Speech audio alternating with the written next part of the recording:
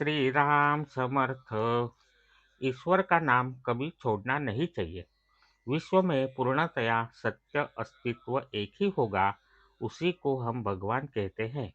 भगवान अति सूक्ष्म है, इसीलिए मनुष्य का विचार उसके पास पहुंच नहीं पाता। मनुष्य का विचार शब्द रूप है, इसीलिए विचारों का आधार लेकर भगवान की कल्पना शब्दों के सहारे, शब्दों के साधन से ही हो सकती है। संत इसी को नाम कहते हैं।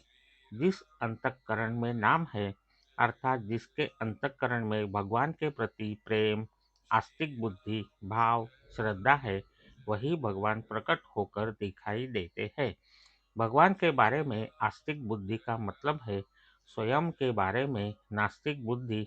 जिस प्रकार एक ही म्यान में दो तलवारें समा नहीं सकती, उसी प्रकार भगवान और अहंकार का एक अंतःकरण में समा नहीं सकते। संत भगवान के साथ एकरूप हो जाते हैं। भगवान का स्मरण करने का मतलब है अपना अहंकार कम करना। नामस्मरण के प्रति रुचि निर्माण हुई तो कर्ता भावना का अभिमान कम होता है। भगवान ही सभी बातों का कर्ता धरता है। यह भावना दृढ़ होने पर अपनी निजी इच्छा बचती ही नहीं। जहाँ इच्छा नहीं, वहाँ यशापयश का महत्व नहीं रहता। अपने जीवन में घटने वाली सभी घटनाएं भगवान की इच्छा से घटती है। ऐसी मनस्थिति दृढ़ हो गई तो समझना चाहिए कि उसे भगवान का अस्तित्व सही अर्थ में समझ गया। कभी सुख तो कभी दुख, कभी सफलता तो कभी विफलता, यह तो गृहस्थी का धर्म ही है। मेरा अस्तित्व सत्य नहीं, भगवान का ही अस्तित्व सत्य है, यह कहने के लिए भी मैं का भाव नहीं बचता। असल में यही पूर्णावस्था है। यहाँ मैं उसे जानता हूँ, यह भी संभव नहीं हो पाता।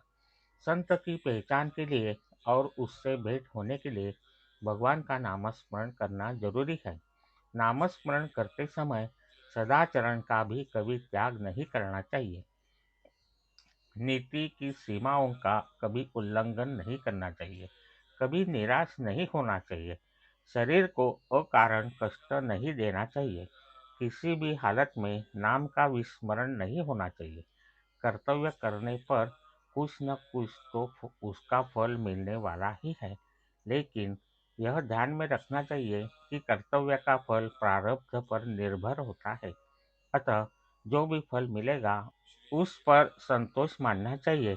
और भी एक बात महत्वपूर्ण है, भगवान की सत्ता सर्वत्र है, उसी के इशारे से सब सूत्र संचालित होते हैं। इसीलिए नसीब भी उसी का सत्ता के अधीन है। नामस्मरण करने का मतलब है सर्वस्व समर्पित करना। बड़ा अधिकारी अपने हस्ताक्षर की मुहर बनाता है।